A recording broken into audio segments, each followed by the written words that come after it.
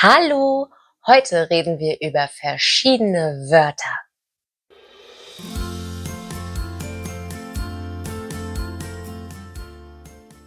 Hallo, guten Tag und herzlich willkommen auf meinem Kanal German Fräulein. Lasst gerne ein Abo da, ich würde mich wahnsinnig darüber freuen.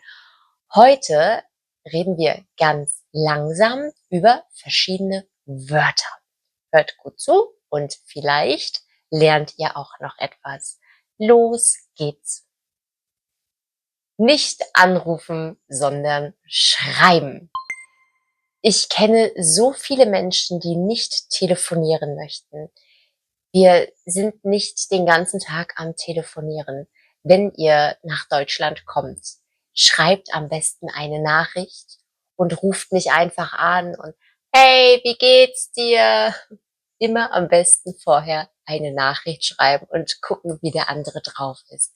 Wir mögen solche Überraschungen meistens nicht so gerne. Dann der Spruch, fühl dich wie zu Hause. Damit meinen wir, wenn jemand zu Besuch kommt und das ist ein guter Freund, fühl dich wie bei dir zu Hause. Geh an den Schrank, nimm dir ein Glas, geh zur Toilette. Du brauchst mich nicht fragen, ob du etwas machen oder nehmen darfst. Mach es, als wärst du bei dir zu Hause. Fühl dich wie zu Hause. DGEZ. Das ist eine Abkürzung für Gebühreneinzugszentrale. Jeder, der in Deutschland Radio hört oder es hören könnte, weil er ein Radio hat oder Internet hat, darüber kann man auch Radio hören oder Fernsehen guckt, muss GEZ zahlen. Das sind im Monat, ich glaube, 18 Euro oder so ungefähr. Ich habe vorher nicht recherchiert, Entschuldigung. Und jeder von uns muss das bezahlen. Wenn ihr das nicht bezahlen wollt, dann bekommt ihr große, große Probleme.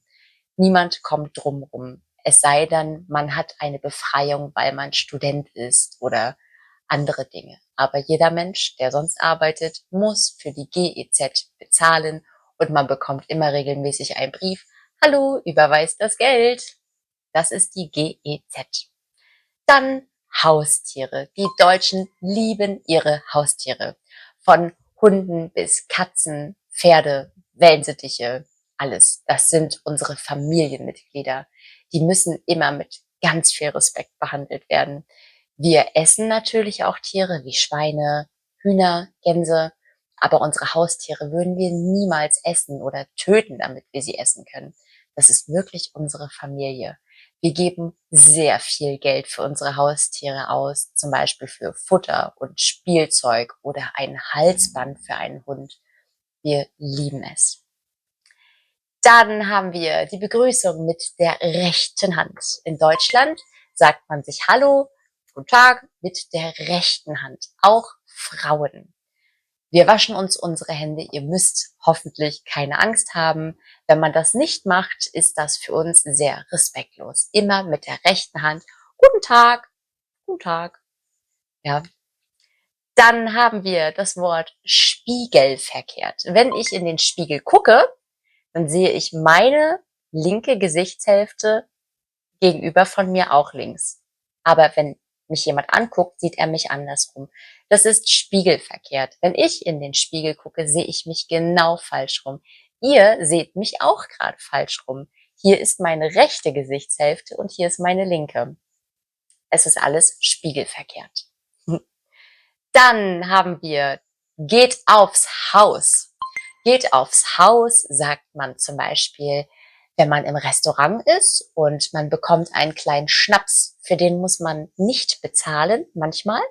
Und der Kellner oder die Kellnerin sagt zum Beispiel, der geht aufs Haus. Das Haus bezahlt das, also das Restaurant zum Beispiel. Geht aufs Haus. Dann unterste Schublade. Unterste Schublade ist etwas ganz Negatives. In der ganz unteren Schublade ist alles schmutzig und da sind Sachen drin, die man nicht haben will.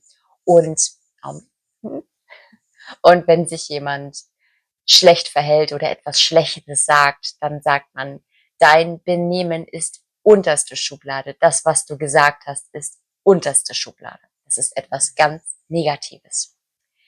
Dann sagen wir manchmal Punkt. Punkt. Zum Beispiel diskutiert man mit seinen Kindern und die Kinder sagen, wir wollen aber nicht ins Bett, wir wollen noch Fernseh gucken. Und die Eltern sagen, du gehst jetzt ins Bett. Punkt. Das heißt, Ende der Diskussion. Schluss jetzt. Punkt.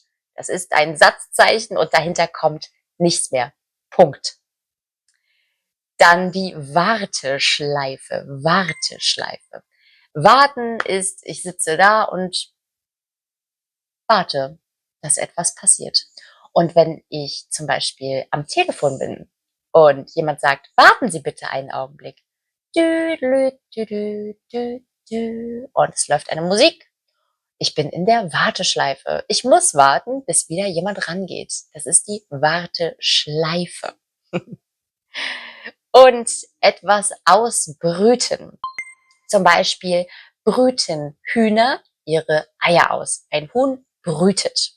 Es sitzt auf dem Ei und wartet, bis das Küken schlüpft. Und wir sagen zum Beispiel auch ausbrüten, wenn wir merken, dass wir krank werden. Wenn man sagt, irgendwie, ich glaube, ich brüte etwas aus. Ich brüte eine Krankheit aus. Ich sitze auf einer Krankheit und sie kommt. Das ist etwas ausbrüten in Bezug auf Krankheiten. Und das war's auch schon wieder für heute. Schön, dass ihr dabei wart. Ich hoffe, wir sehen uns beim nächsten Mal wieder und ich freue mich. Tschüss, bis bald und auf Wiedersehen.